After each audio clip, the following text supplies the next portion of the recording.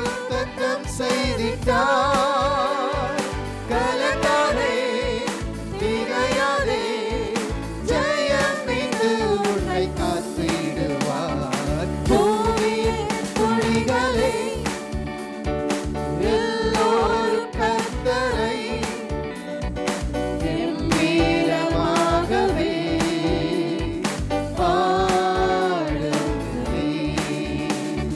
பூமியின் குடிகளே, எல்லோரும் கர்த்தரை கம்பீரமாகவே பாடுங்களே.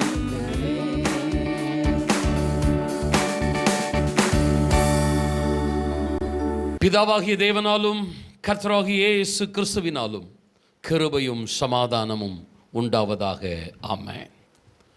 புனித வெள்ளி மற்றும் ஈஸ்டர் பண்டிகைகள் வருகிற இந்த மாதத்தில் திருச்சபைகளில் பொதுவாக ஆண்டவராகிய இயேசு கிறிஸ்துவின் சிலுவையை மையமாக வைத்து செய்திகளை தியானிப்பார்கள். கர்த்தருக்கு மகிமை உண்டாகட்டும். முதல் வாரம் நாம் வாக்குத்தத்த செய்திக்குள்ளாகவும், இரண்டாவது வாரம் பெண்கள் தின சிறப்பு செய்தியாகவும் தியானித்தோம். இந்த மூன்றாவது வாரத்திலும் இன்னும் இருக்கிற சில வாரங்களிலும் நாம் சிலுவையை குறித்த செய்திகளை தியானத்தில் நாம் கவனித்துக் கொள்வோம். கர்த்தருக்கு மகிமை உண்டாகட்டும். இன்றைக்கும் நமது செய்தியில் சிலுவையை குறித்த தியானத்தை நான் உங்கள் மத்தியில் வைக்க விருப்பப்படுகிறேன். ஆண்டவராகிய இயேசு கிறிஸ்து பாரமான சிலுவையை சுமந்து கொண்டு கொல்கதா மலைக்கு கடந்து சென்று கொண்டிருக்கிறார். தட்டு தடுமாறி பலவிதமான காயங்கள், வேதனைகள், வலிகளோடு கூட அந்த பாரமான சிலுவையை சுமந்து சென்று கொண்டிருக்கிறார். அந்த பாதையில் நடைபெற்ற ஒரு முக்கியமான நிகழ்வைத்தான் இன்றைக்கு நான் உங்கள் மத்தியிலே செய்தியாக வைக்க இருக்கிறேன். கர்த்தர் நம்மோடு கூட இடைபடுவாராக. மத்தேயு சுவிசேஷம் 27ஆம் அதிகாரம் 31ஆம் 32ஆம் வசனங்கள். அவரை பரியாசம் பண்ணின பின்பு அவருக்கு உடுத்தின மேல் அங்கியை கழற்றி அவருடைய வஸ்திரங்களை அவருக்கு உடுத்தி அவரை சிலுவையில் அறையும்படி கொண்டு போனார்கள்.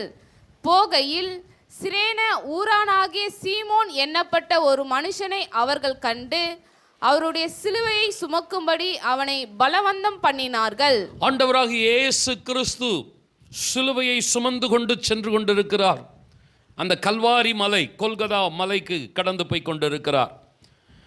அந்த பாதையில் முக்கியமான 14 நிகழ்வுகள் நடைபெறுகின்றன. ஆண்டவராகிய இயேசு கிறிஸ்து பிலாத்துவின் அரண்மனையில் பாடுபடுவது முதற்கொண்டு சிலுவையில் மரிப்பது வரைக்கும் 14 முக்கியமான நிகழ்வுகள் இருக்கின்றன. இந்த 14 முக்கிய நிகழ்வுகளை இன்றைக்கும் இஸ்ரவேல் தேசம் டூரிஸ்ட் பிளேஸ்களாக வைத்திருக்கிறார்கள். இஸ்ரவேல் தேசத்துக்கு சுற்றுலா செல்லுகிறவர்கள் இந்த கொல்கதா பாதையிலே ஆண்டவர் இந்த இடத்தில் இப்படியெல்லாம் பாடுபட்டார் என்று அந்த 14 இடங்களை அவர்கள் பார்வையிடுகிறார்கள். கர்த்தருக்கு ஸ்தோத்திரம். இந்த 14 இடங்களில் 5வது இடம் நாம் மேலே வாசித்த ஒரு வசனம் 32ஆம் வசனத்திலே பார்க்கிறோம். சிரேனே ஊரானாகிய சீமோன் என்னப்பட்ட ஒரு மனுஷனை அவர்கள் கண்டு அவருடைய சிலுவையை சுமக்கும்படி அவனை பலவந்தம் பண்ணுகிறார்கள். 14 இடங்களில் 5வது இடம் சிரேனே ஊரானாகிய சீமோன் இயேசு கிறிஸ்துவின் சிலுவையை தன் மீது ஏற்றுக்கொண்டு அவன் கடந்து போகிற இடம் பதிவு செய்யப்பட்டிருக்கிறது. பிரியமானவர்களே, புதிய ஏற்பாட்டிலே 4 சுவிசேஷங்கள், மத்தேயு, மார்க்கு, லூக்கா, யோவான்.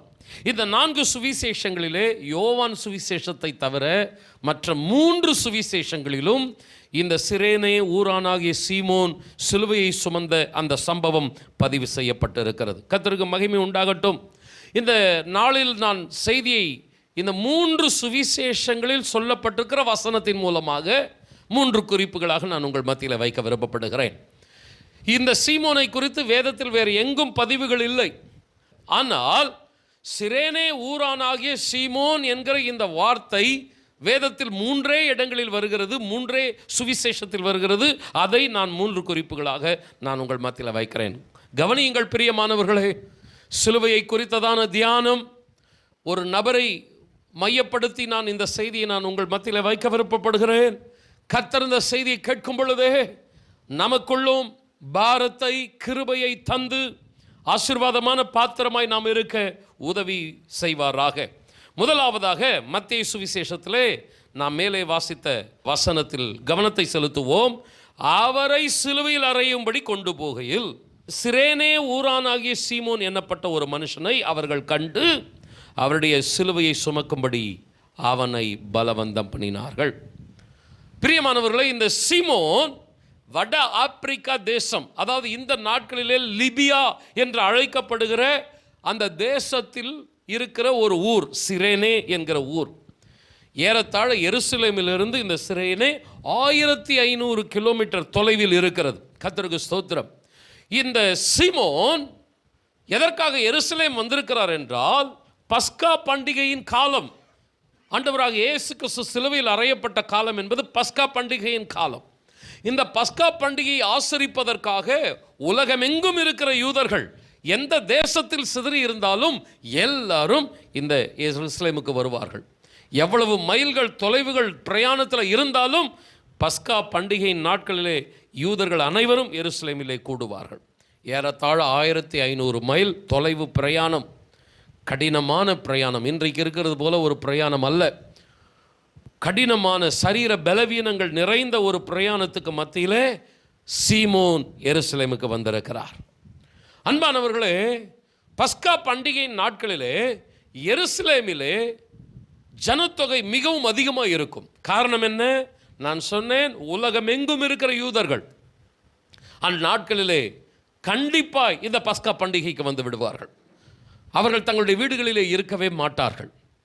பஸ்காவை ஆசரிக்காதவன் எவனோ அவன் சபிக்கப்பட்டவனாய் இருக்க கடவன் என்று வேதம் சொல்லுகிறது. ஆதலால் பஸ்கா பண்டிகையை ஆசரிக்கும்படி தீவிரித்து வருவார்கள். ஆதலால் எருசலேம் மிகவும் ஜன நெருக்கடி நிறைந்த ஒரு சூழ்நிலையிலே காணப்படும். கர்த்தருக்கு ஸ்தோத்திரம். எல்லா தெருக்கள் சாலைகளில் எல்லாம் ஜன நெருக்கடி இருக்கும். சீமோன் கவனித்து பார்க்கிறார், வழக்கமான ஜனத்தொகை தான் இது, ஆனால் சற்று வித்தியாசம் இருக்கிறதே. போக்குவரத்தில் சில இடங்கள் திருப்பிவிடப்பட்டிருக்கிறது. யூதர்கள் மாத்திரம்தான் இந்த சாலைகளில் தெருக்களில் இருப்பார்கள். ஆனால் இப்பொழுது பார்த்தால் போர் சேவகர்கள் இருக்கிறார்கள், ரோம் அதிகாரிகள் இருக்கிறார்கள். என்ன சம்பவம் நடக்கிறது? நாம் சில நேரம் கடந்து போகும்போது சாலைகளிலே 4 போலீசார், யாராவது அதிகமான போலீசார் நின்று கொண்டிருந்தால் உடனே யோசிப்பார்கள், யாராவது வருகிறார்களா? விஐபிஸ் யாராவது வருகிறார்களா? எதற்காக போலீஸ் நின்று கொண்டிருக்கிறார்கள்? விசாரிப்போம், கவனிப்போம். சீமோன் கவனிக்கிறார். ஏன் இந்த ரோம் அதிகாரிகள் நின்று கொண்டிருக்கிறார்கள்? அதிகமான போர் சேவகர்கள் இருக்கிறார்களே. பொதுவாக எருசலேமிலே யூதர்கள் தானே அதிகமாக இருப்பார்கள் இந்த பஸ்கா பண்டிகையின் நாட்களிலே. என்ன நடக்கிறது இங்கே? நடக்கிற சம்பவத்தை கூர்மையாய் கவனிக்கிறார். சாலையிலே ஒரு கூட்டம் போய்கொண்டிருக்கிறது. ரோம் போர் சேவகர்கள் குதிரைகளிலே அமர்ந்து சத்தமாக கத்தி கொண்டிருக்கிறார்கள். அருகே போய் பார்க்கிறார், என்ன சம்பவம் நடக்கிறது? 3 நபர்கள் சிலுவையை சுமந்து கொண்டு நடந்து போய் கொண்டிருக்கிறார்கள். அந்த 3 நபரில் ஒருவர் மிகவும் பலவீனமாக இருக்கிறார். அடிக்கடி கீழே விழுகிறார். அவர் கீழே விழும்போதெல்லாம் போர் சேவகர்கள் சவுக்கால் அவரை அடிக்கிறார்கள். அவர் எழுந்து மறுபடியும் சிலுவையை சுமந்து செல்ல வேண்டும் என்று அவரை கட்டாயப்படுத்துகிறார்கள். பலவீனத்தில் இருக்கிற அவர் எழுந்து மறுபடியும் அந்த பார சிலுவையை சுமந்து கொண்டு தட்டு தடுமாறி நடந்து போய் கொண்டிருக்கிறார். இந்த காட்சியை பார்க்கிற சீமோனுடைய இருதயம் பாரப்படுகிறது, கண்கள் கலங்குகிறது. அவர் கீழே விழும் பொழுதும் சவுக்கால் அவரை அடிக்கும் பொழுதும் பரிதாபப்பட வேண்டிய மக்கள் கேலி, பரியாசம், நிந்தனை ஓவென்று கத்துகிறார்கள். என்ன நடக்கிறது? யார் இவர்? கர்த்தராகிய இயேசு கிறிஸ்துவை குறித்த அந்த சிந்தனை சீமோனுக்குள் வருகிறது. அன்பானவர்களே, பஸ்கா பண்டிகை என்பது எதற்காக ஆசரிக்கப்படுகிற ஒன்று? நீங்கள் லேவியராகமம் புஸ்தகத்திலே கவனித்து பார்ப்பீர்கள் என்றால், தனக்கும் தன்னுடைய ஜனங்களுக்கும் ஆசீர்வாதம் உண்டாக வேண்டும், நன்மைகள் பெருக வேண்டும், தீமைகள் அகல வேண்டும். இதற்காக ஆசரிக்கப்படுகிற ஒன்று பஸ்கா. ஆசீர்வாதமான ஒரு நோக்கத்திற்காக ஏற்படுத்தப்பட்ட பண்டிகை. ஆனால் இந்த பண்டிகை நாட்களிலே யூதர்களிலே கொண்டாட்டத்தில் இருக்க வேண்டிய யூதர்கள் இங்கே தெருக்களிலே கேலியும் நிந்தனையும் அவமானமுமாக கத்திக் கொண்டிருக்கிறார்கள். அந்த அநியாயமான போர்ச்சேவகர்கள் அதிகாரிகள் கூட்டத்தில் இவர்களும் இணைந்து அந்த படுபாதக செயலுக்கு ஆதரவாக அவர்கள் கூக்குரலிட்டு கொண்டிருக்கிறார்கள். சீமோனுடைய இருதயம் பாரப்படுகிறது. திருச்சபைகள் தேவனுடைய திட்டத்தை விட்டு திசை மாறி சென்று விட்டதே. பக்தியுள்ள மக்கள், சமாதானத்தை, ஆசீர்வாதத்தை விரும்ப வேண்டிய மக்கள் அநியாயம், இப்படி கேலி, அவமானம், நிந்தனை என்று இன்றைக்கு அவர்கள் திசை மாறி போய்விட்டார்களே. பாரமுள்ள இருதயத்தோடு சீமோன் கவனித்துக் கொண்டிருக்கிறார்.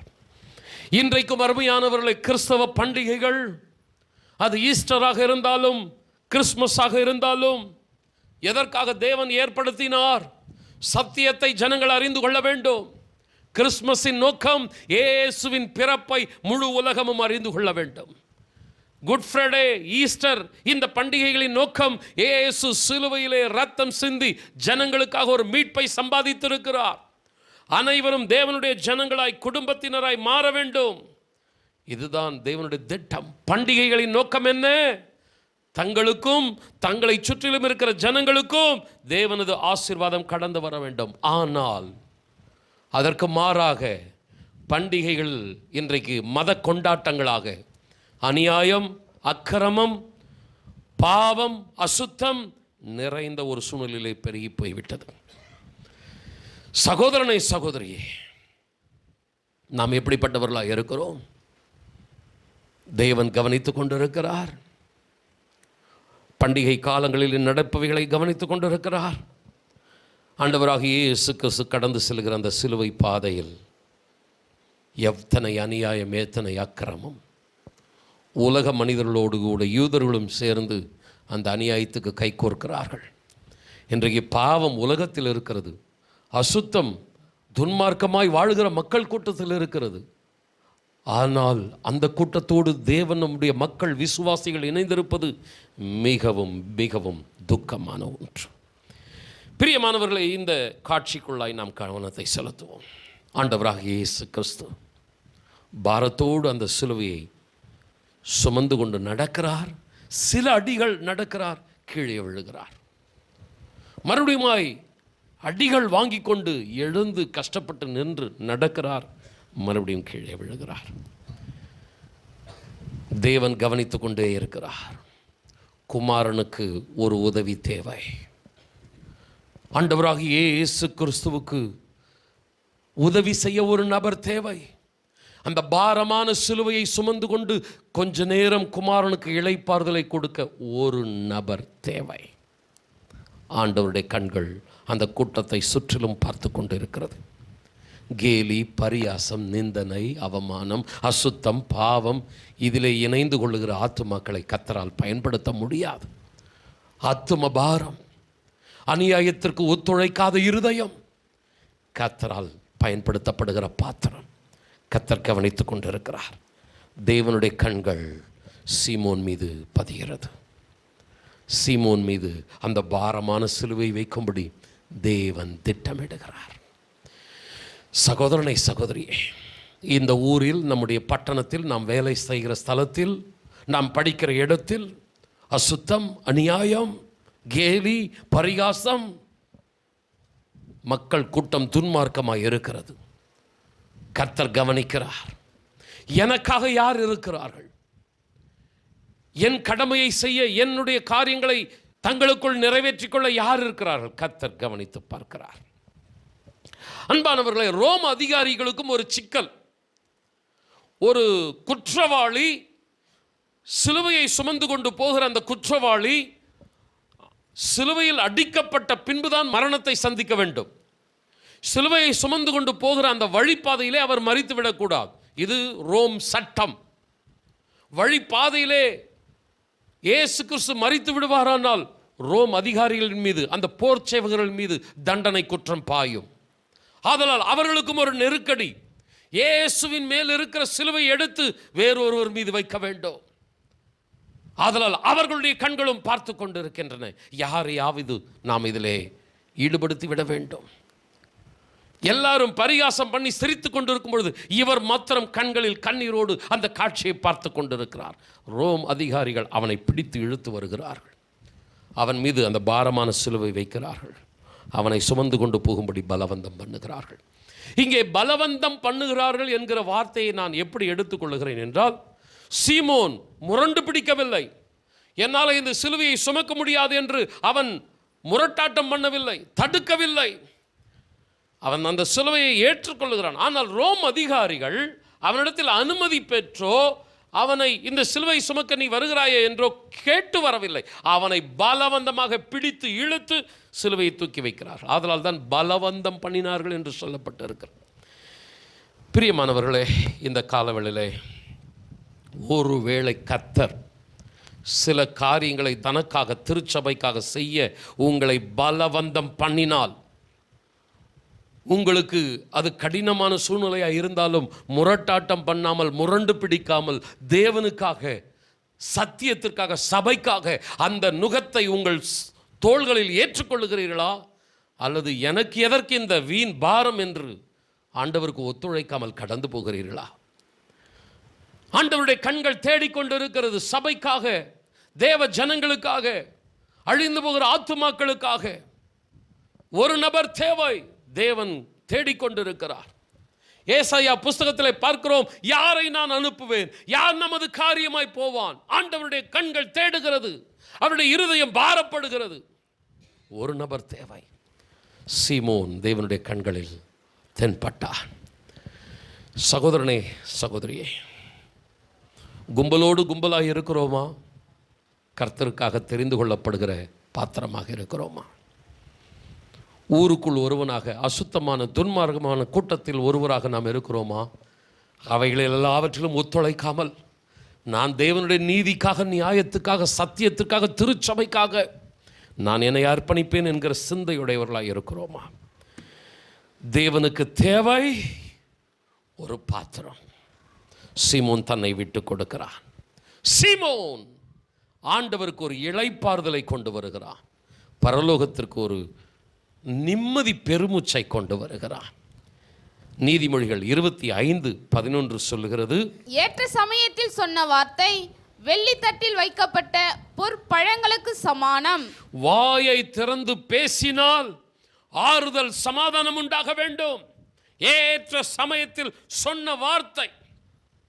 சீமோன் ஏற்ற சமயத்தில் அந்த இடத்தில் வந்து நின்றான். பரலோகம் அவனை எப்படி பார்த்தது? வெள்ளி தட்டில் வைக்கப்பட்ட ஒரு பொற்பழங்களுக்கு சமானமாய் அந்த சீமோனை பார்த்தது. நீங்கள் இந்த சபைக்கு வந்திருக்கிறீர்கள். இந்த சபையிலே நீங்கள் ஒரு அங்கத்தினர்களாக இருக்கிறீர்கள்.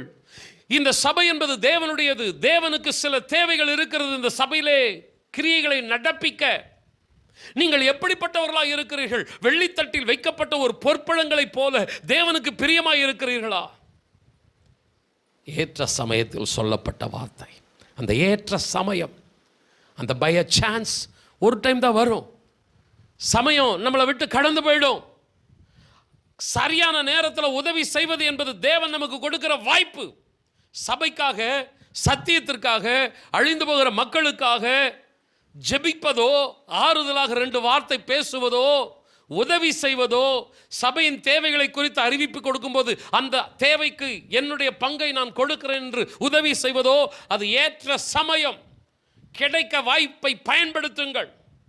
சீமோன் வாய்ப்பை பயன்படுத்தி கொண்டான்.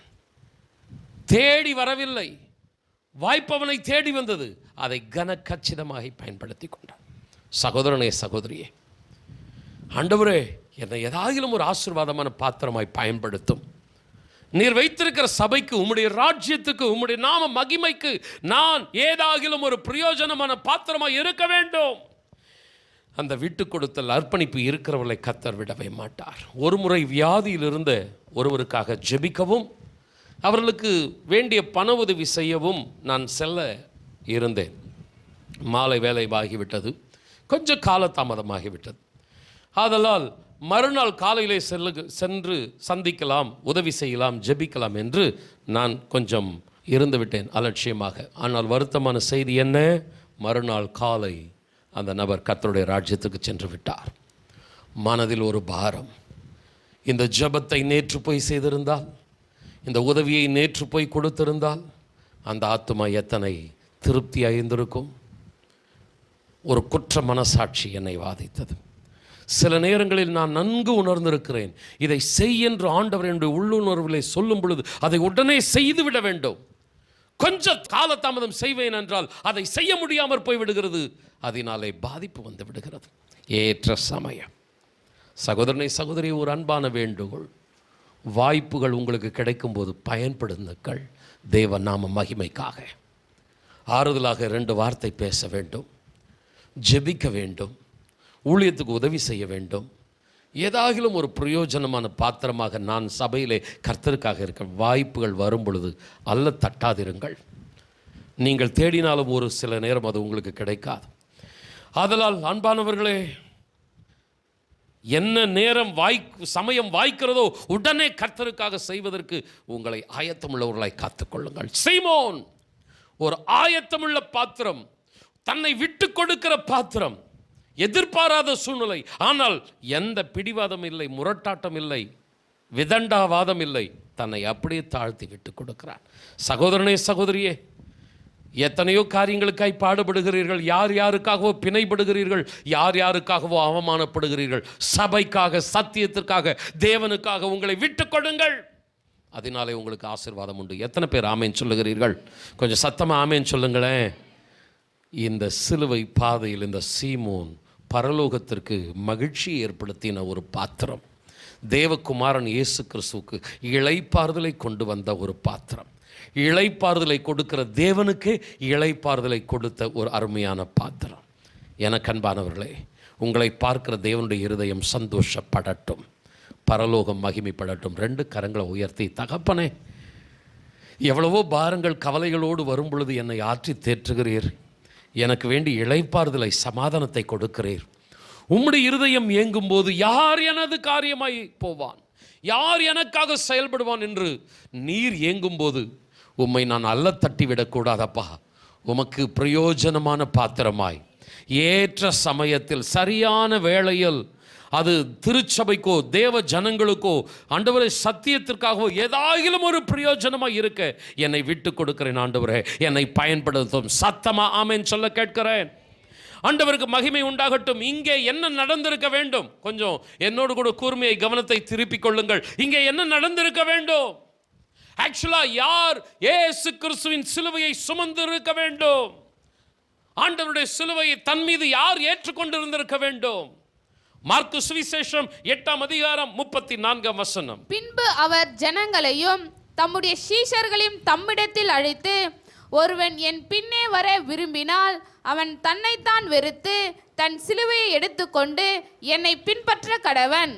தன் ஜீவனை ரட்சிக்க விரும்புகிறவன் அதை இழந்து போவான்.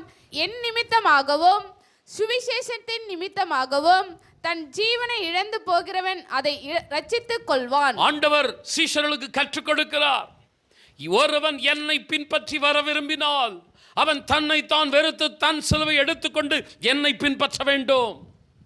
உன் ஜீவனை நீ காப்பாற்றிக் கொள்ள நினைப்பாயானால் அதை இழந்து போவாய். என் நிமித்தமாக சத்தியத்திற்காக நீ உன்னுடைய ஜீவனை இழக்க ஒப்பு கொடுப்பாயானால் அதை நீ காத்து கொள்ளுவாய். சீமோன் தன்னை இழக்க ஒப்பு கொடுத்தான், விட்டு கொடுத்தான், காத்து கொண்டான். சீஷர்களுக்கு கற்றுக் கொடுக்கிறார். யார் ஆக்சுவலா இயேசுவின் சிலுவையை சுமந்திருக்க வேண்டும்? ஒரு இடத்துல சீமோன் பேதுரு சொல்லுகிறான், ஆண்டவரே, நான் உம்மோடு மரிக்க வேண்டியதாக இருந்தாலும் உம்மை நான் மறுதலிக்க மாட்டேன், உமக்காக என் ஜீவனையும் கொடுப்பேன். சொன்னது யார்? பேதுரு.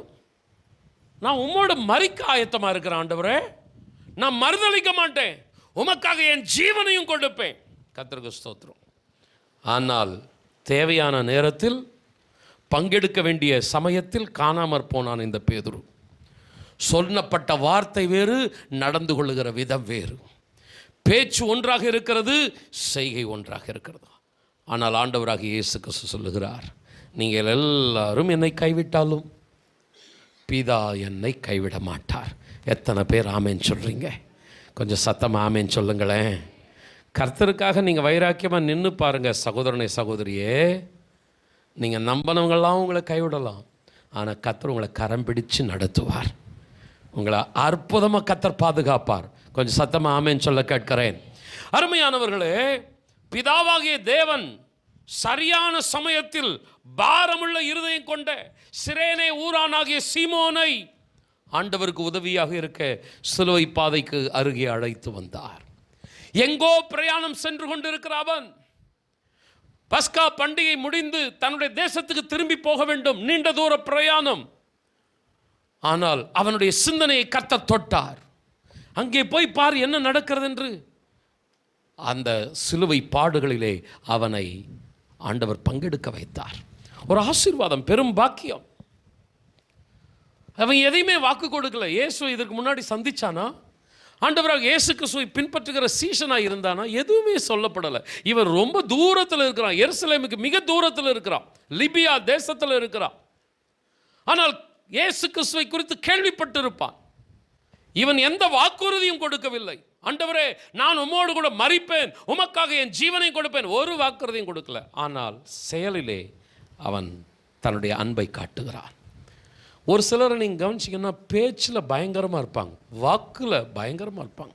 வானத்தையும் வளைச்சி நான் உங்கள் கையில் கொடுத்துருவேன் அப்படின்னு பயங்கரமான வார்த்தைகள், பேச்சுக்களெல்லாம் பார்த்தீங்கன்னா அப்படியே இருக்கும். ஆனால் செய்கை, நெருக்கமான நேரம், தேவையான சமயம் எட்டி கூட பார்க்க மாட்டாங்க, தூரமாக இருப்பாங்க. இயேசு கிறிஸ்து தன்னுடைய சிலுவை அன்பை குறித்து சொல்லும் பொழுது அப்போஸ்தலனாகிய யோவான் மூலமாக ஒரு அருமையான சத்தியத்தை வெளிப்படுத்துகிறார். 1 யோவான் 3ஆம் அதிகாரம் 17ஆம் 18ஆம் வசனங்கள். ஒருவன் இவ்வுலக ஆஸ்தி உடையவனாய் இருந்து தன் சகோதரனுக்கு குறைச்சல் உண்டென்று கண்டு தன் இருதயத்தை அவனுக்கு அடைத்து கொண்டால் அவனுக்குள் தேவ அன்பு நிலை கொண்டு இருக்கிறது எப்படி?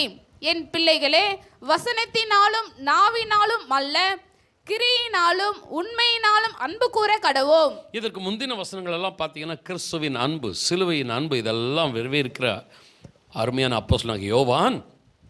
அதுக்கடுத்து என்ன கொண்டு வர்றாருன்னா, சப்ஜெக்ட் என்ன கொண்டு வர்றாருன்னா, உங்களுக்குள்ள யாராகிலும் குறைவுள்ளவர்களாக இருந்தால் ஏற்ற நேரத்தில் நீங்கள் என்ன பண்ணணும்? அவர்களுக்கு உதவி செய்யணும்.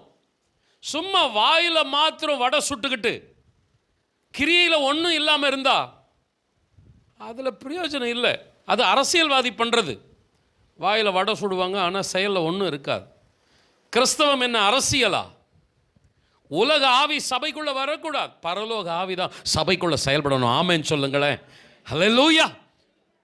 ஆண்டவருக்கு மகிமை உண்டாகட்டும். அந்த சிலுவையின் அன்பை சொல்லுகிற யோவான் அதற்கடுத்து சொல்லுகிறாரு, உங்களுடைய சகோதரனுக்கு குறைச்சல் இருக்குதுன்னு நீங்கள் ஏதாவது பார்த்தீங்கன்னா உதவி செய்யுங்க.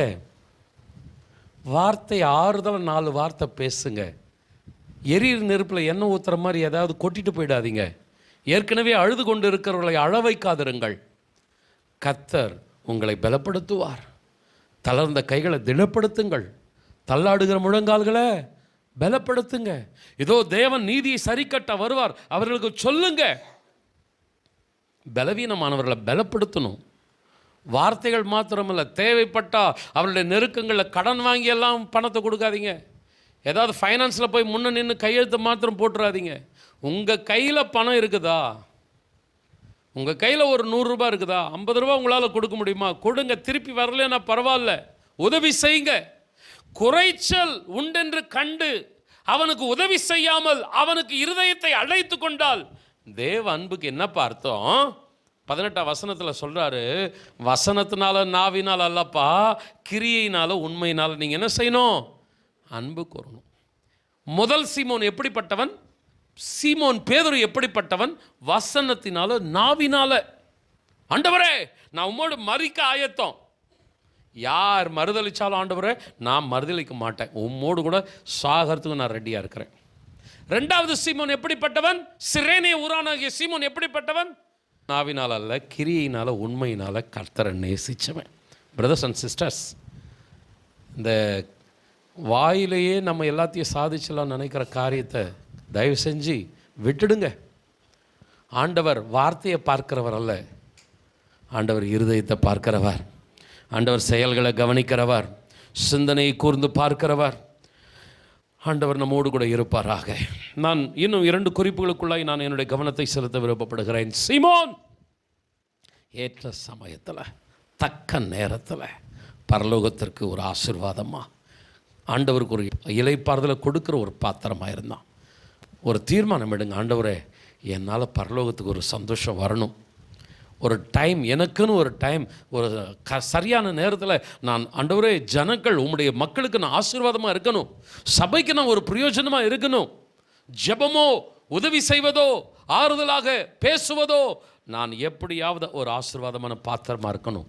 ஒரு அர்ப்பணித்து ஜெபம் பண்ணுங்க. கர்த்தர் சமயத்தை கொண்டு வருவார், பயன்படுத்துவார், ஆசீர்வாதங்களை கட்டளையிடுவார். இரண்டாவது குறிப்பு, நான் லூக்காவுக்குள் நான் உங்களுடைய கவனத்தை திருப்ப விருப்பப்படுகிறேன். 23ஆம் அதிகாரம் 26ஆம் வசனம். அவர்கள் இயேசுவை கொண்டு போகிற போது நாட்டிலிருந்து வருகிற சிரேனே ஊரானாகி சீமோன் என்கிற ஒருவனை பிடித்து சிலுவை அவர் பின்னே சுமந்து கொண்டு வரும்படி அதை அவன் மேல் வைத்தார்கள். இந்த 3 சுவிசேஷத்திலும் பார்த்தீங்கன்னா ஒரே போலதான் இருக்கும் வசனம். ஆனால் ஒரு சின்ன சின்ன வித்தியாசம் இருக்கும். அந்த சின்ன சின்ன வித்தியாசத்தை தான் நான் 3 குறிப்பாக நான் மாற்றியிருக்கிறேன். அன்பானவர்களே, லூக்கா சுவிசேஷத்தில் இருக்கிற அந்த சின்ன குறிப்பு என்னன்னா, சிலுவையை அவர் பின்னே சுமந்து கொண்டு வரும்படி அதை அவன் மேல் வைத்தார்கள். இந்த வார்த்தை மத்தேயுல இல்லை, இந்த வார்த்தை நீங்கள் மார்க்கில் பார்த்தாலும் இல்லை. சிலுவையை அவர் பின்னே சுமந்து கொண்டு வரும்படி. பிரதர்ஸ் சிஸ்டர்ஸ் கவனிங்க. திடீர்னு ஒரு நெருக்கடி. சந்தோஷமா பஸ்கா பண்டிகையை ஆசரிக்க வந்தான். அந்த பண்டிகையில் கொண்டாட்டமா இருந்தான், மகிழ்ச்சியா இருந்தான். திடீர்னு அவனுடைய வாழ்க்கையில் எதிர்பாராத ஒரு போராட்டம், எதிர்பாராத ஒரு சிலுவை பாடு, அவமானம், நிந்தாய். யோசிச்சு பாருங்க. 2 கள்ளர்களுக்கு மத்தியில் இயேசு சிலுவையை சுமந்து கொண்டு போய் கொண்டு இருக்கிறார். உலக பார்வைக்கு மத்தியில் 3 கள்ளர்கள் அவர்கள். இப்போது சீமோன் கம்பீரமாக அந்த இடத்துல வந்தவனை அவனை பிடித்து பலவந்தம் பண்ணி அவன் மேலே தூக்கி சிலுவை வைக்கிறான். இவனுக்கும் அந்த அவமானம், இவனுக்கு அந்த நிந்தனை. ஆனால் வேதம் சொல்லுகிறது, சிலுவையை சுமந்து கொண்டு அவர் பின்னே கடந்து சென்றான். சில நேரம் நம்ம சந்தோஷத்தை, ஆசீர்வாதத்தை, நன்மையை எதிர்பார்த்துட்டு இருக்கும்போது திடீர்னு சிக்கல், திடீர்னு போராட்டம், என்ன நடக்குதுன்னே புரியாத ஒரு சூழ்நிலை. சீமோனுக்கு என்னன்னே விளங்கலை. எட்டி பார்க்க வந்தான், என்ன நடக்குதுன்னு பார்க்க வந்தான். திடீர்னு அவனை பிடிச்சு இழுக்கிறாங்க, கட்டையை தூக்கி அவன் மேலே வைக்கிறாங்க. நட அப்படின்னு இயேசுக்கு பின்னாடி தள்ளுறாங்க. முரட்டாட்டம் பண்ணலை. ஆண்டவரே, உம்முடைய பஸ்கா என்பது எனக்கு மாத்திரமல்ல, மற்றவர்களுக்கும் நான் ஆசீர்வாதமாக இருக்கணும். நான் அந்த பாதைக்கு என்னை அர்ப்பணிக்கிறேன். கடந்து போகிறான். சில நேரம் பிரதர்ஸ் அண்ட் சிஸ்டர்ஸ், சில நெருக்கடிகள், பிரச்சனைகள் வருவது மற்றவர்களுக்கு நீங்கள் ஆசீர்வாதமாக இருப்பதற்காக, உங்களை உருவாக்குவதற்காக சில நேரங்கள் சூழ்நிலைகளை அனுமதிப்பார். சில நேரம் மற்றவர்களை ஆசீர்வதிப்பதற்காக அனுமதிப்பார். என்ன செய்கிறீர்கள்? ஏற்றுக்கொண்டு அவருக்கு பின்பாக செல்லுகிறீர்களா? எதற்கு நான் சபைக்கு வர வேண்டும்? என்ன தவறு செய்து விட்டேன்? என்ன பாவம் செய்தேன்? ஏன் எனக்கு இந்த பிரச்சனை? ஏன் தேவன் இந்த கண்ணீரை என் வாழ்க்கையில் அனுமதித்தார்? சபையை நிறுத்தி விடுகிறீர்களா? ஆண்டவரை குற்றப்படுத்தி கொண்டு இருக்கிறீர்களா? சீமோன் ஒன்றையும் பேசவில்லை. இன்னொன்றை நீங்கள் கூர்மையை கவனித்து பாருங்கள். ஆண்டவராக இயேசு கிறிஸ்து சீமோனை திரும்பி பார்த்து, சீமோனே நன்றி ஏதாகிலும் சில வார்த்தைகளை சொன்னாரா? அன்பாக ஆதரவாக ஏதாகிலும் வார்த்தைகளை கொடுத்தாரா? எந்த ரெக்கார்ட்ஸும் கிடையாது. அவனுக்கு என்கரேஜிங்காக எதுவுமே இல்லை. சொல்லப்போனால் அவனை துன்பப்படுத்துகிற டிஸ்கரேஜிங் சிச்சுவேஷன் தான் அவனை சுற்றிலும் இருக்கிறது. ஆனால் சிலுவையை சுமந்து கொண்டு இயேசுவுக்கு பின்பாக அவன் கடந்து போகிறான். அன்பான சகோதரனை, சகோதரியே, ஆண்டவராக இயேசு கிறிஸ்துவின் சிலுவை பாடு என்பது சிந்திப்பதற்கு மாத்திரமல்ல, நம்முடைய வாழ்க்கையிலே சில நேரம் எதிர்பாராத நேரங்களிலே நமக்கு வருகிற நெருக்கடிகள், அவமானங்கள், போராட்டங்களுக்கு மத்தியிலே கண்ணீர், வேதனை, சூழ்நிலைகளுக்கு மத்தியில் சிலுவையை சுமந்து கொண்டு தேவனை நாம் பின்பற்ற வேண்டும். புரியவில்லை என்ன நடக்கிறது என்று, ஆனால் கிறிஸ்துவை அவன் பின்பற்றுகிறான். குடும்பத்தில் திடீரென்று சிக்கல்கள், பிரச்சனைகள், வேலை ஸ்தலத்தில் சரீரத்தில் பலவீனங்கள், எதிர்பாராத நேரத்தில் நீங்கள் செய்த நன்மைகளுக்கு பதிலாய், ஆசீர்வாதத்தை எதிர்பார்த்து காத்திருந்த சூழ்நிலைகள் பதிலாய் பிரச்சனைகள், போராட்டங்கள். ஆனாலும் ஆண்டவரே, உம்மை நான் பின்பற்றுவேன். எத்தனை பேர் ஆமென் சொல்றீங்க? கொஞ்சம் 2 கரங்களை உயர்த்தி, தகப்பனே, அந்த 12 சீஷர்களை போல நான் இருக்கக்கூடாது. ஆசீர்வாதம், சந்தோஷம், அப்பம், அற்புதம், அதிசயம், இதுல மாத்திரம் இயேசுவுக்கு பக்கத்தில் நின்றுட்டு துன்பம், பாடு, போராட்டம் வரும்போது காணாம போயிட்டாங்களே, அது போல நான் இருக்கக்கூடாது. எத்தனை பேர் ஆமென் சொல்றீங்க? ஆண்டவரே, உயர்வானாலும் தாழ்வானாலும், லாபமானாலும் நஷ்டமானாலும், மரணமானாலும் ஜீவனானாலும், கிறிஸ்துவின் அன்பை விட்டு என்னை எதுவும் பிரிக்கக்கூடாது. கொஞ்சம் 2 கரங்களை உயர்த்தி, நான் உம்மை பின்பற்றணும் ஆண்டவரே, என்னுடைய வாழ்நாள் முடிவு பரியந்தமும் நான் உம்மை பின்பற்றணும். சத்தமாக ஆமென் சொல்லுங்களேன். ஆண்டவருக்கு மகிமை உண்டாகட்டும். அருமையானவர்களே, இன்னொரு சிந்தையை நான் உங்கள் மத்தியில் வைக்கிறேன், கவனியுங்கள். இந்த சீமோனை குறித்து பேசணுன்னா நிறைய தாட்ஸ் இருக்குது. ஆனால் இந்த 3 வசனத்தை எடுத்து நான் 3 குறிப்பாக நான் மாற்றுகிறேன். மார்க் 8:34 இதுக்கு முன்னாடி நம்ம என்ன வாசித்தோம்? ஒருவன் என் பின்னே வர விரும்பினால் அவன் தன்னைத்தான் வெறுத்து எந்த சிலுவை எடுத்துக்கொண்டு வர வேண்டும்? தன் சிலுவை எடுத்துக்கொண்டு வர வேண்டும். இங்கே நீங்கள் லூக்கா சுவிசேஷத்தில் பார்த்தீங்கன்னா, சீமோன் யாருடைய சிலுவையை சுமந்து கொண்டு போகிறான்? இயேசுவின் சிலுவையை சுமந்து கொண்டு போகிறான். கொஞ்சம் கவனிங்க, உங்களுடைய கவனம் முழுவதும் என் பக்கமாக இருக்கட்டும். ஆண்டவர் முதல்ல சொல்லுகிறார், தன் சிலுவையை, தன்னைத்தான் வெறுத்து தன் சிலுவை எடுத்துக்கொண்டு என்னை பின்பற்ற கடவன். இப்போது ஆண்டவர் கூடுதலாக சீமோனுக்கு ஒரு காரியத்தை சொல்லுகிறார், என் சிலுவையை உன் மீது ஏற்றுக்கொண்டு என்னை பின்பற்றி வா. முதலில் தன் சிலுவை, இப்பொழுது கிறிஸ்துவின் சிலுவை. அன்பானவர்களை, நான் என்ன குறிப்பை நான் இங்கே சொல்ல விருப்பப்படுகிறேன். இயற்கையாகவே நம்முடைய வாழ்க்கையிலே பாடுகள் போராட்டங்கள் உண்டு, அதுதான் சிலுவை. குடும்பம் ஒரு சிலுவை, வேலை ஸ்தலம் ஒரு சிலுவை, நம்முடைய சரீரத்தில் வருகிற வியாதிகள் பிரச்சனைகள் சிலுவை. இந்த சிலுவைகளுக்கு மத்தியில் நாம் கர்த்தரை நேசிக்க வேண்டும். சில சூழ்நிலைகள், நம்முடைய வேலை ஸ்தலம், நம்முடைய குடும்ப பிரச்சனை, பண பிரச்சனை, சரீர பலவீனம், இவைகளுக்கு மத்தியிலே நாம் கர்த்தருக்காக நிற்க வேண்டும். பவுலுக்கு ஆண்டவர் சொல்றார், என் கிருபை உனக்கு போதும், உன்னுடைய பலவீனத்தில் என்னுடைய பலன் பூரணமாக, என்னுடைய வல்லமை உன் மேலே தங்கும். அந்த கிருபையை பிடிச்சுக்கிட்டான், அந்த சிலுவையை சகிச்சுக்கிட்டு பவுல் கர்த்தருக்கு பின்னாடி போகிறான். இது தன் சிலுவை. பிரதர்ஸ் சிஸ்டர்ஸ் கவனிங்க, இது எனக்கு உங்களுக்கு ஒருத்தருக்கு ஒருத்தர் வித்தியாசப்படும். தன் சிலுவை என்கிற அந்த சப்ஜெக்டில் ஆளுக்கு வித்தியாசம் இருக்கும். ஆனால் இயேசுவின் சிலுவை, பரலோகம் உங்கள் மீது வைக்கிற சிலுவை. என்ன சிலுவை அது? சத்தியத்திற்காக, சபைக்காக, தேவனுக்காக நீ பாடுபட வேண்டும். இந்த சிலுவையையும் சுமக்க ஆயத்தமாகிவிட்டான் சீமோன். ஆக்சுவலாக யாருக்கு இந்த சிலுவையை ஆண்டவர் தெரியுமா கொடுப்பாரு? கவனிங்க, தன் சிலுவையை சுமந்து கொண்டு தன்னைத்தான் வெறுத்து யார் கர்த்தரை மகிமைப்படுத்துகிறார்களோ அவர்களுக்கு மாத்திரம்தான் இந்த தேவனுடைய சிலுவையை சுமக்கக்கூடிய பாக்கியத்தை கர்த்தர் கொடுப்பார். தன்னை வெறுக்காதவர்கள், தன் சிலுவை பாடுகள் போராட்டங்கள் குடும்பத்தில், சரீரத்தில், வேலையில், பலவிதமான சூழ்நிலையில் வரும்பொழுது முறுமுறுக்கிறவர்கள், பின்வாங்கி போகிறவர்கள், இவர்கள் மீது அந்த கிறிஸ்துவின், அந்த தேவனது சிலுவை வைக்கப்பட மாட்டாது. அருமையானவர்கள், ஒரு வசனத்தை நான் உங்களுக்கு முன்பதாக வைக்கிறேன். 1 தீமோத்தேயு 3:5. ஒருவன் தன் சொந்த குடும்பத்தை நடத்த அறியாதிருந்தால் தேவனுடைய சபையை எப்படி விசாரிப்பான்? தன்னுடைய சொந்த குடும்பம் என்பது ஒரு பாரமான சூழ்நிலை. குடும்பத்தை நடத்துவது சாதாரணமான ஒன்று அல்ல. கணவனுக்கோ, மனைவிக்கோ, பெற்றோருக்கோ, பிள்ளைகளுக்கோ அது ஒரு சிலுவை, பாடுகள் நிறைந்த சூழ்நிலை. ஆனால் வசனம் ஒரு கேள்வி கேட்கிறது, உன் குடும்பத்தை உனக்கு நடத்த தெரியாவிட்டால் தேவனது சபை எப்படி நீ நடத்துவாய்? அப்படி என்றால் என்ன அர்த்தம்? முதல்ல உன் குடும்பத்தில் நீ சக்சஸ்ஃபுல்லாக இருந்து காட்டு, அதுக்கடுத்து கிறிஸ்துவின் சிலுவை உன் மீது வாய்க்கப்படும். சபைக்காக, தேவனுக்காக, ஆண்டவருடைய நாமத்தின் மகிமைக்கு பெரிய காரியங்களை செய்வதற்காக ஒரு சிலுவையை தூக்கி உன் மீது கர்த்தர் வைப்பார். எத்தனை பேர் ஆமென் சொல்றீங்க? அல்லேலூயா. ஆண்டவர் எதிர்பார்க்கிறார். அருமையானவர்களே, நம்முடைய பாடுகளில், நம்முடைய போராட்டங்களில், நம்முடைய தனிப்பட்ட பிரச்சனைகளில் அந்த சிலுவையை சுமந்து கொண்டு நம்மை நாம் வெறுத்து இயேசுவுக்கு பின்பதாக அவரை மகிமைப்படுத்தி வாழ வேண்டும்.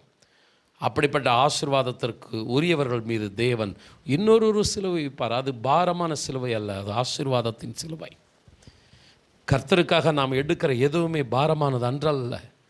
மத்திய சுவிசேஷத்தில் வாசிக்கிற என் நுகத்தை உங்கள் மேல் ஏற்றுக்கொள்ளுங்கள், அது உங்களுக்கு இளைப்பாறுதலை, ஆசீர்வாதத்தை கொண்டு வரும். அன்பானவர்களே, குடும்பத்துக்காக நம்ம எந்த அளவுக்கு நம்ம பல சூழ்நிலைகளில் பாடுகள் பிரச்சனைகள் வந்தாலும் சத்தியத்துக்காக, சபைக்காக நம்ம எந்த அளவுக்கு நாம் நிற்கிறோம் பிரியமானவர்களே. ஆண்டவர் நம்மோடு கூட இருப்பாராக. ஒரு சம்பவத்தை சொல்லிட்டு நான் மறுபடியும் சீமோனுக்கு வந்து விடுகிறேன். இங்கே நீங்கள் கவனித்து பார்ப்பீர்களானால், சீமோன் சரீர பலம் உள்ளவனாக இருந்ததினாலே அவன் மீது சிலுவையை தூக்கி வைத்தார்களா என்றால் இல்லை. அவன் தன்னை ஆயத்தமுள்ள அர்ப்பணிப்புள்ள விட்டு கொடுக்கிற பாத்திரமாக இருந்ததினால தான் அவன் மீது அந்த பாரமான சிலுவை வைக்கப்பட்டது. பரலோகத்தின் கண்களும் அவன் மீது பதிக்கப்பட்டிருந்தது. ரோம போர்ச்சவர்களும் சரியாக அவனை பிடித்து வந்தார்கள். இதை நான் சவுல், தாவீது இவர்களோடு ஒப்பிட்டு நான் உங்கள் மத்தியிலே சுட்டி காட்ட விருப்பப்படுகிறேன். இந்த இரண்டு பேரில் யார் சரீரத்தில் பலம் மிக்கவர்கள் என்று நீங்கள் பார்ப்பீர்கள். சவுல் பலம் மிக்கவன். சவுல் எப்படிப்பட்டவன்? சகல ஜனங்களும் அவனுடைய தோளுக்கு கீழாக இருக்கத்தக்கதாக அவன் உயரமானவனாக இருந்தான், பலத்த சௌரியவானாக இருந்தான், அவன் நல்ல பலசாலியாக இருந்தான். அவனை பார்க்கும்போது எல்லாரும் ஒரு ராஜாவுக்குரிய கம்பீரம் அவனுக்குள்ளே இருக்குதுன்னு சொல்லி சந்தோஷப்பட்டான். ஆனால் தாவீதை குறித்து சொல்லப்பட்டிருக்கிறது, அவன் பார்ப்பதற்கு சரீரத்தில் ஒரு பலவீனமானவன், அற்பமாய். கோலியாத் அவனை பார்த்து கேவலமாக பேசுகிற அளவுக்கு அவனுடைய சரீரம் பலவீனமானது, தோற்றம் பலவீனமானது. ஆனால் கர்த்தருக்கு மகிமை உண்டாகட்டும், தாவீது தன்னுடைய சரீர பலத்தில் அல்ல, ஆவியின் பலத்தில் நின்றான். ஹல்லேலூயா. இதே சீமோன் என்ன நடக்குதுன்னு பார்க்கறதுக்கு போனது போல தான் தாவீது என்ன நடக்குது அந்த கூட்டத்தில் பார்க்கறதுக்கு போனான். கோலியாத்தை வீழ்த்தினான். கர்த்தருக்கு மகிமை உண்டாகட்டும். இவன் மேலே கர்த்தர் இன்னொரு சிலுவை வைக்கிறார். என்ன சிலுவை? தேவ ஆலயத்தை கட்டு. கவனிக்கிறீங்களா? அவருக்கு ஒரு தேவை இருக்கிறது. தேவனுடைய ஆலயத்தை கட்ட வேண்டும். இன்னொரு தேவை இருக்கிறது. அவருடைய தேசம், இஸ்ரவேல் ஜனங்கள் சுகமாய் செழிப்பாய் நடத்தப்பட வேண்டும். நீ ராஜாவாயிரு, ஆலயத்தை கட்டு, என் ஜனங்களுக்கு ஆசீர்வாதமாயிரு. 2 திட்டத்துக்கு ஆண்டவருக்கு ஆள் தேவை. அதுக்கு ஆண்டவர் எதிர்பார்த்த தகுதி என்ன? தன் சொந்த குடும்பத்தை சரியா நடத்தினான்னா, தன் வாழ்க்கையில் வருகிற பாடுகள், போராட்டங்கள், பிரச்சனைகளில் சிலுவையை சுமந்து தன்னை வெறுத்து கர்த்தரை மகிமைப்படுத்தினான்னா அவன் மேலே இந்த சிலுவை வைக்கலாம். ஆனால் நீங்கள் பார்த்தீங்கன்னா சவுல் மேலே அந்த சிலுவை வைக்கவே இல்லை. காரணம் என்ன? தன்னுடைய சொந்த வாழ்க்கையில் வந்த பாடு போராட்டத்தில் தோற்று போய்விட்டான், பின்வாங்கி போயிட்டான். அவனால் பெரிய காரியத்தை கர்த்தருக்காக செய்ய முடியல. ஆனால் தாவீது, சவுலோட ஏகப்பட்ட பிரச்சனை அவனுக்கு குடும்பத்தில், சரீரத்தில், குடும்பத்தில் ஏகப்பட்ட பிரச்சனை. ஆனால் எல்லாவற்றையும் தன்னைத்தான் வெறுத்து அந்த சிலுவை எடுத்துக்கொண்டு கர்த்தரை மகிமைப்படுத்தினான். சத்தமாக ஆமென் சொல்லுங்களேன். அவன் மேலே ஆண்டவர் ஒரு பாரத்தை வைத்தார். தேவாலயத்தை கட்டு மகனே, என் ஜனத்தை ஆசீர்வாதமான அந்த ராஜ்ய பாரத்தில் நடத்து மகனே. ஆண்டவர் அவனை வைத்தார். அந்த சிலுவையை சுமந்து கொண்டு அற்புதமான பாத்திரமாக இருந்தான். அன்பானவர்களே, நான் ஒரு கேள்வியை கேட்டுவிட்டு அடுத்த குறிப்புக்கு போகிறேன். சின்ன சின்ன காரியத்தில் சக்ஸஸ்ஃபுல்லாக இருக்கிறீங்களா? ஃபேமிலி, அந்த ஜாப், உங்களுடைய சரீர பிரகாரமான பலவீனங்கள், போராட்டங்கள், கர்த்தரை மகிமைப்படுத்துகிறீங்களா? வரும். சிலுவை எடுத்துக்கோங்க. வீடு ஒரு சிலுவை, வாழ்க்கை ஒரு சிலுவை, நம்முடைய சொந்த சரீரமே ஒரு சிலுவை. சிலுவையை சுமந்து கொள்ளுங்க, கர்த்தரை மகிமைப்படுத்துங்க. கர்த்தர் மேன்மேல் உங்களை ஆசீர்வதிப்பார். கூடுதலாக உங்களுக்கு நன்மைகளை கர்த்தர் தருவார். எத்தனை பேர் ஆமென் சொல்கிறீங்க? சவுலை கர்த்தர் பயன்படுத்தலை, ஆனால் தாவீதை கர்த்தர் பல ஆசீர்வாதங்களுக்கு கொண்டு போனார். உங்களையும் கர்த்தர் அப்படி உயர்த்துவாராக. எத்தனை பேர் ஆமென் சொல்கிறீங்க? மூன்றாவதான ஒரு குறிப்புக்காக நான் இந்த செய்தியை நான் முடிக்க விருப்பப்படுகிறேன். மார்க்கு சுவிசேஷம் 15ஆம் அதிகாரம் 21ஆம் வசனம். சிரேனே ஊரானும் அலெக்சந்தருக்கும் ரூப்புக்கும் தகப்பனும் ஆகிய சீமோன் என்னப்பட்ட ஒருவன் நாட்டிலிருந்து அவ்வழியே வருகையில் அவருடைய சிலுவை சுமக்கும்படி அவனை பலவந்தம் பண்ணினார்கள். ஒவ்வொரு சுவிசேஷத்திலும் சீமோனை குறித்து சில சிறப்புகள் பதிவு செய்யப்பட்டிருக்கிறது. மத்தேயுவிலே பார்க்கிறோம், அவன் தன்னை விட்டு கொடுத்தான். அவன் தேவனுக்காக அந்த சிலுவை எடுத்துக்கொண்டு அவருக்கு மகிமையை தொடர்ந்து செலுத்தும்படி தன்னை அர்ப்பணித்தான். லூக்காவிலே பார்க்கிறோம், எப்படிப்பட்ட திடீர் சிக்கல்கள், போராட்டங்கள் வந்தாலும் தன்னை விட்டு கொடுத்து தேவனுக்கு மகிமையாய் தன்னுடைய குடும்பம், தன்னுடைய சூழ்நிலை என்பதை பெரிதாக காட்டிக்கொள்ளாமல் தேவனுக்காக, திருச்சபைக்காக என்று தொடர்ந்து தேவனுக்கு ஒரு மகிமையான பாத்திரமாய் காணப்பட்டான். இப்போ 3வது குறிப்பு, இந்த வசனத்திலையும் அதே போல தான் இருக்கும். கூடுதலான ஒரு வார்த்தை என்னன்னா, அலெக்சந்தருக்கும் ரூப்புக்கும் தகப்பனுமாகிய சீமோன். இங்கே கூடுதலாக ஒரு சப்ஜெக்ட் இருக்குது. சீமோனுக்கு 2 பிள்ளைகளை குறித்து மார்க் ஐடென்டிஃபை பண்ணுறார். ஏன் மார்க் மாத்திரம் எழுதுகிறார்? நீங்கள் இந்த மார்க்கை கவனித்து பார்த்தீங்கன்னா, புதிய ஏற்பாட்டு சபைன்னு சொல்லப்படுகிற அப்போஸ்தல நடபடிகளில் 2 ஹீரோ போல 2 பேர் பலத்த ஊழியத்தை செய்தாங்க. ஒன்று அப்போஸ்தலனாகிய பேதுரு, இரண்டாவது அப்போஸ்தலனாகிய பவுல். இந்த 2 பேருக்கும் வலது கரமாக இருந்தது யாருன்னா மார்க்கு. மார்க்கு பேதுருவின் சுவிசேஷத்தினால் ரட்சிக்கப்பட்டவர். பிற்காலத்தில் பவுலுடைய ஊழியத்தில் வலதுகரமாக இருந்தவர். மார்க்கு எனக்கு மிகவும் பிரயோஜனமானவன் என்று சொல்லுகிற அளவுக்கு 2 பேருக்கும் ஒரு ஆசீர்வாதமான பாத்திரமாக இருந்தவர் தான் இந்த மார்க்கு. ஸோ இயேசு கிறிஸ்துவின் மரணம் உயிர்த்தெழுதலுக்கு பின்பு சபையில் பிரதானமான இடத்துல மார்க்கு காணப்பட்டார். அந்த மார்க்கு ஐடென்டிஃபை பண்ணுறான் அலெக்சாந்தருக்கும் ரூப்புக்கும் தகப்பனாகிய சீமோன். ஏன் இந்த ஐடென்டிஃபை பண்ணுறான்? நீங்கள் கவனிச்சு பார்த்தீங்கன்னா அந்த 2 பிள்ளைகள் சீமோனுடைய ஃபேமிலி புதிய ஏற்பாட்டில் அந்த அப்போஸ்தல நடவடிக்கைகளில் சபையில் மிக மிக ஆசீர்வாதமான பாத்திரமாக இருக்கிறாங்க. சில இடங்களில் பார்த்தீங்கன்னா அப்பாவை வச்சு பிள்ளையை ஐடென்டிஃபை பண்ணுவாங்க. சில இடத்துல பார்த்தீங்கன்னா பிள்ளைகளை வச்சு அப்பாவை ஐடென்டிஃபை பண்ணுவாங்க. இவருடைய பிள்ளைப்பா இவர் அப்படின்வாங்க. ஒரு சிலத்தை பார்த்து இவருடைய அப்பாப்பா அல்லேலூயா. இங்கே மார்க்கு என்ன அடையாளப்படுத்துகிறாரு? இந்த சீமோன் யார் தெரியுமா? ரூப்புக்கு அப்பா. அப்படின்னா ரூப் அங்கே முக்கியமான ஒரு இடத்தை பிடிக்கிறான். பிள்ளைகள் ஆசீர்வதிக்கப்படுகிறார்கள். கர்த்தருக்காக சீமோன் நின்றான், சீமோனுக்காக கர்த்தர் நின்றார். அன்பானவர்களே, இப்படிப்பட்ட ஆசீர்வாதம்லாம் நம்ம இழந்துடக்கூடாது. பிரியமானவர்களே, இழவே கூடாது. எத்தனையோ காரியங்களை நம்ம இழக்கலாம், ஆனால் கர்த்தருடைய ஆசீர்வாதத்தை மாத்திரம் இழந்துடவே கூடாது. அல்லேலூயா. சீமோன் கர்த்தருக்காக வைராக்கியமாய் நின்றான், கர்த்தர் சீமோனுக்காக வைராக்கியமாய் நின்றார். அன்பானவர்கள், நான் செய்தி முடிக்க விருப்பப்படுகிறேன். நீங்கள் வேதத்தில் பல பேரை பற்றி சொல்லப்பட்டிருந்தாலும் அவங்கள குறித்து ஃபுல் டீட்டெயில்ஸ் இருக்காது. அவங்க பேர்கள் கூட சில இடத்துல சொல்லப்படாது. அவங்களோட தலைமுறை சந்ததியை பற்றி எந்த விவரமும் இருக்காது. ஆனால் இந்த சீமோனை குறித்து சொல்லப்பட்டிருக்கும் போது 3 குறிப்புகள் சொல்லப்பட்டிருக்கிறது. ஒன்று, அவனுடைய பெயர் சொல்லப்பட்டிருக்கிறது சீமோன். 2வது சொல்லப்பட்டிருக்கிறது அவன் சிரேனே ஊரானாகிய சீமோன். அவ்வளவு தூரத்தில் லிபியாவில் இருந்து கர்த்தரை நேசித்தவன். ஊரை குறித்து சொல்லப்பட்டிருக்கிறது. 3வது பார்த்தீங்கன்னா அவங்களுடைய பிள்ளைகளை குறித்து சொல்லப்பட்டிருக்கு. அலெக்சாந்தருக்கும் ரூப்புக்கும் தகப்பன். எவ்வளோ டீட்டெயிலாக ஆண்டவர் அந்த சீமோனை விவரிக்கிறார். அவ்வளோ முக்கியமானவனாக மாறிட்டான். சாதாரணமாக அந்த கூட்டத்தில் எட்டி பார்த்தவன் சபைக்கு ஆசீர்வாதமான பாத்திரமாக மாறினான். தேவனுக்கு மகிமையான பாத்திரமாக மாறினான். இந்த சீமோனை போல நாமும் காணப்பட கர்த்தர் உதவி செய்வாராக. ஒரு வசனத்தை நான் சுட்டி காட்டுகிறேன்.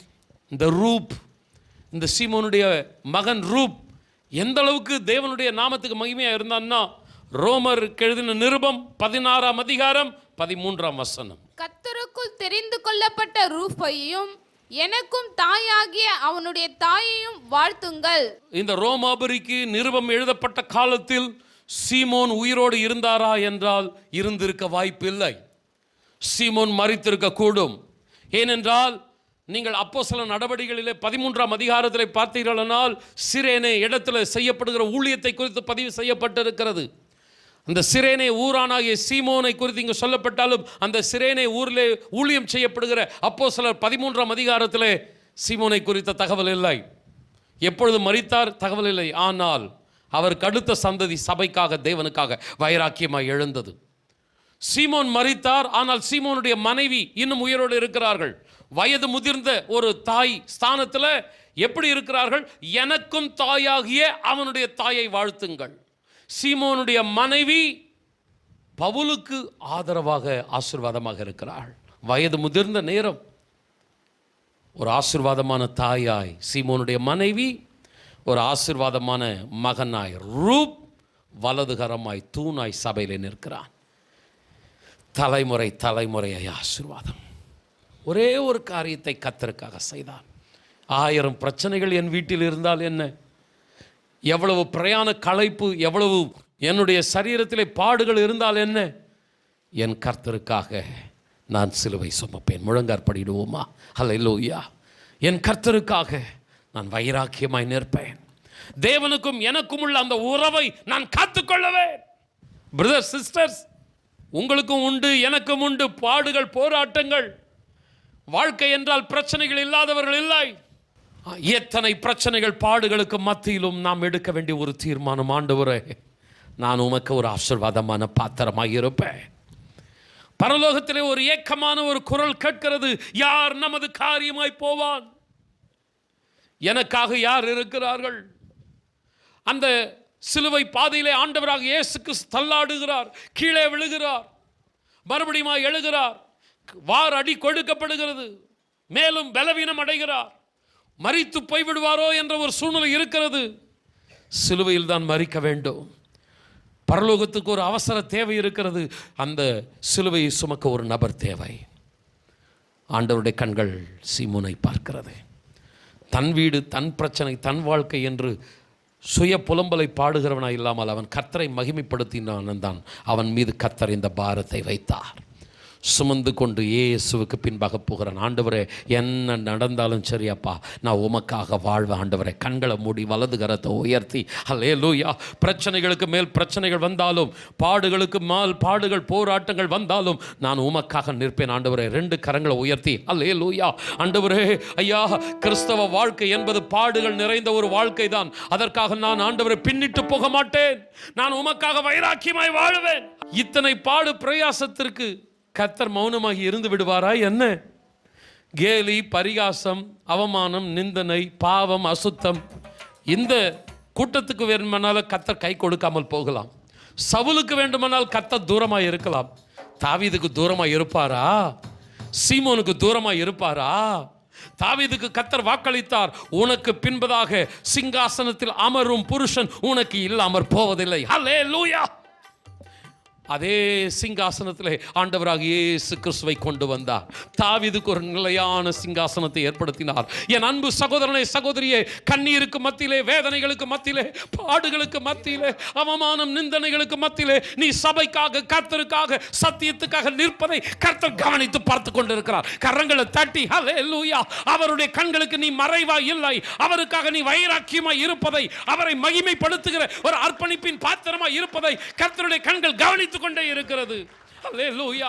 இந்த பிரச்சனைகள் எல்லாம் கொடுத்தால் இந்த குடும்பம் காணாமற் போய்விடும், சபையை நின்று போய்விடும், தேவனை விட்டு தூரமாய் போய்விடும் என்று சத்துரு எழும்பி போராடினாலும் இல்லை ஆண்டவரே, எத்தனை பாடுகள் வந்தாலும் தன் சிலுவை எடுத்துக்கொண்டு என்னை நானே வெறுத்து உமக்காக வாழ்வேன். 2 கரங்களை உயர்த்தி கொஞ்சம் நேர்முழங்கால நிற்போமா? உமக்காக நான் வாழ்வேன் ஆண்டவரே. அல்லேலூயா, அல்லேலூயா. உம்முடைய நாமத்தை மகிமைப்படுத்தும் ஆண்டவரே. ரிபாதாரா கலதிது நம ஷக்கபத நம. ஆண்டவர் இன்னொரு ஆசீர்வாதத்தை வைக்கிறார். இன்னொன்று, உன்னை நான் அதிகமாக ஆசீர்வதிக்க விருப்பப்படுகிறேன். இதை நீ செய்வாயானால் சபைக்காக, சத்தியத்துக்காக, தேவ நாம மகிமைக்காக, அழிந்து போகிற ஜனங்களுக்காக. சீமோன் சொல்றான், நான் செய்வேன் ஆண்டவரே. என்னை பின்பற்றுவாயா? நான் பின்பற்றுவேன் ஆண்டவரே. ஹல்லேலூயா. என் இயேசு எப்படிப்பட்டவரோ அந்த குருவை போலவே சீஷனாகிய நானும் இயேசுவே, நான் உம்மை பின்பற்றுவேன். ஹல்லேலூயா. அந்த பாரமான சிலுவையை தூக்கி கீழே போட்டு விடவில்லை. இயேசு சுமந்து கொண்டு போகிறார். இதோ நானும் இயேசுவை போல சுமந்து கொண்டு செல்லுவேன். என்னை பரிகாசம் பண்ணினாலும், ஏளனம் பண்ணினாலும், ஒருவேளை நான் இழப்பது போன்று இருந்தாலும் நான் கடந்து போவேன். நான் இழக்க மாட்டேன். நான் ஆசீர்வாதங்களை சுதந்தரிப்பேன். நான் மாத்திரமல்ல, என் பிள்ளைகள், என் சந்ததி ஒரு தலைமுறையாய் ஆசீர்வாதமான சந்ததியாய் கர்த்தருக்கு முன்பாக நிற்பார்கள். ஓ, சீமோனின் மனைவி அந்த பவுலுக்கு ஒரு ஆறுதலான, ஆதரவான தாய். சீமோனின் மகன் ரூப் பவுலுக்கு ஒரு வலதுகரம். சகோதரனே, சகோதரியே, கலங்காதே. உன் கண்ணீரை கர்த்தர் பார்த்து கொண்டிருக்கிறார். உன் அர்ப்பணிப்பு வீணாய் போகாது. கர்த்தர் உனக்கு கரம் கொடுப்பார். உன் குடும்பம் எழுந்து நிமிர்ந்து நிற்கும். கரங்களை தட்டி அல்லேலூயா. உன்னையும் உன் தலைமுறைகளையும் கர்த்தர் ஆசீர்வதிப்பார். ஆமென்.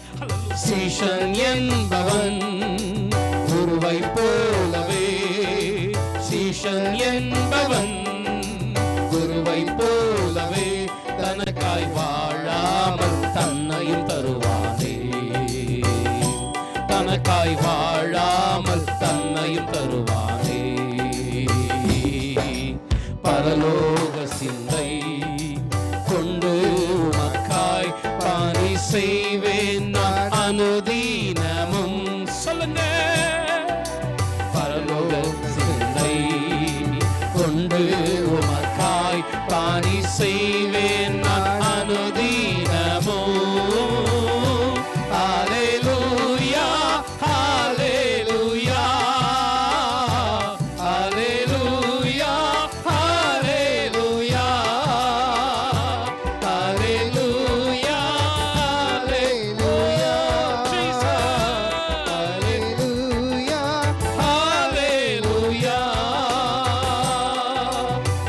சிலுவை சுமந்துராய் சீஷனாகுவோம், சிலுவை சுமந்துராய் சீஷனாகுவோம், சிந்தை வாழ்விலும் தாழ்மை தரிப்போம், நிந்தை சுமப்பீனும் சந்தோஷம் கொள்வோம், சிந்தை வாழ்விலும் தாழ்மை தரிப்போம், நிந்தை சுமப்பீனும் சந்தோஷம் கொள்வோம். இயேசு தாங்குவார். ஆமென்.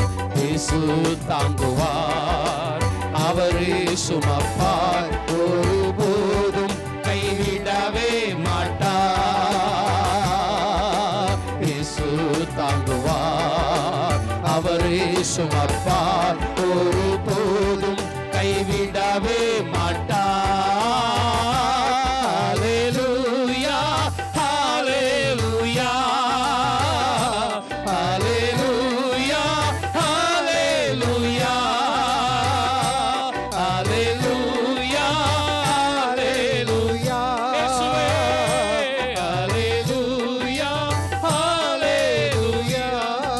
நல்ல கரங்களை தட்டி கர்த்தரை மகிமைப்படுத்தலாமா? ஹalleluya, ஹalleluya. ஆமென். சகோதரர் ரவிக்குமார் அவை நம்மை இறுதி ஜெபத்திலே நடத்துவார். ஸ்தோத்திரிக்கிறோம் கர்த்தாவே, உம்மை நன்றியோடு துதிக்கிறோம் தகப்பனே. எங்களோடு நீர் பேசின உம்முடைய ஜீவனுள்ள வார்த்தைகளுக்காக நாங்கள் நன்றி செலுத்துகிறோம் தகப்பனே.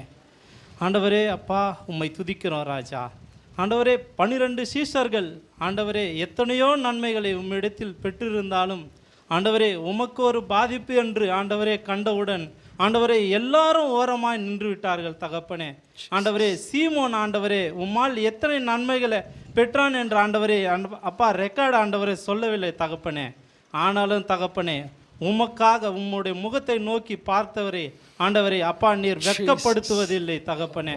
ஆண்டவரே தலைமுறை சொல்லுகிறது தகப்பனே, இன்னாருடைய தகப்பனார், இன்னாருடைய தாய், இன்னாருடைய பிள்ளைகள் என்று தலைமுறை தலைமுறையாய் வாழ்த்தும் ஆண்டவரே அப்பா அந்த ஆசீர்வாதத்தை சீமோனுக்கு நீர் தந்தீர் தகப்பனே. ஆண்டவரே, கிரியை இல்லாத விசுவாசம் செத்தது என்று ஆண்டவரே நாங்கள் வேதத்துல வாசிக்கிறோம் தகப்பனே. வெறும் வாயினால் அலப்புகிறவராக மாத்திரம் நாங்கள் இல்லாமல் ஆண்டவரே கிரியையினால் உமக்கு நாங்கள் பிரியமாய் வாழ, ஆண்டவரே கிரியையினால் நாங்கள் உமக்கான காரியங்களை செய்ய ஆண்டவரே எங்கள் ஒவ்வொருவருக்கும் நீர் கிருபை தர வேண்டுமாய் ஜெபிக்கிறோம் தகப்பனே. ஆண்டவரே, நீர் தயால குணனாய் இருக்க நாங்கள் வன்கண்களா இருக்கக்கூடாது தகப்பனே.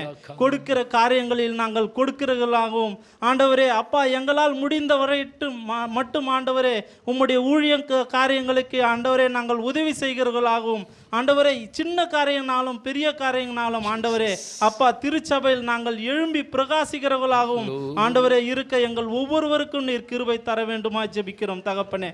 ஆண்டவரை கடந்த வாரம் நாங்கள் ஆண்டவரே ஒரு ஊழியக்காரர் மூலமா ஒரு செய்தியை கேட்டோம் தகப்பனே. எழும்பி பிரகாசிக்க உனக்கு பலன் இருந்தும் நீர் பிரகாசிக்காமல் இருப்பது ஏன் என்று ஆண்டவரே அப்பா நீங்க எங்களோடு பேசுனீங்க தகப்பனே. ஆண்டவரே பலவீனத்தில் இருக்கிறவர்களை பலப்படுத்த உம்மால் கூடும் ஆண்டவரே. ஆண்டவரே அப்பா சூழ்நிலைகள் எங்களுக்கு சாதகமாக இருந்தாலும் நாங்கள் எழும்பி பிரகாசிக்கவில்லை என்றால் அது எங்கள் மேல் உள்ள தவறு தகப்பனே. ஆண்டவரே கடந்து வந்த எங்கள் ஒவ்வொருவரையும் உம்முடைய அன்பின் கரங்களை தாழ்த்தி ஒப்பு கொடுக்கிறோம் தகப்பனே. வெறுமையான பாத்திரங்களாய் தாழ்த்தி ஒப்பு கொடுக்கிறோம் தகப்பனே. மண் பாத்திரங்களானாலும் தங்க பாத்திரங்களானாலும் வெள்ளி பாத்திரங்களானாலும் அது அதற்கு தேவையான ஆண்டவரே பலனை தந்து எங்களை ஆசீர்வதிக்கிறவர் நீர் ஆண்டவரே.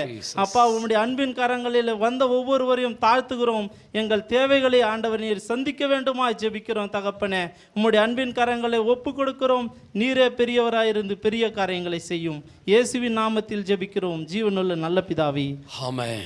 என் ஆத்துமாவே கர்த்தரை ஸ்தோத்திரி, என் முழு உள்ளமே பரிசுத்த நாமத்தை ஸ்தோத்திரி. என் ஆத்துமாவே கர்த்தரை ஸ்தோத்திரி, கர்த்தர் செய்த சகல உபகாரங்களை மறவாதே. ஆமென். நம்முடைய கர்த்தராகிய இயேசு கிறிஸ்துவின் கிருபையும் பிதாவாகிய தேவனது அன்பும் பரிசுத்த ஆவியானவருடைய ஆசீர்வாதமும் என்றென்றைக்கும் நம்மோடு கூட தங்கியிருப்பதாக. ஆமென். Praise the Lord. கர்த்தர் உங்களை ஆசீர்வதிப்பாராக.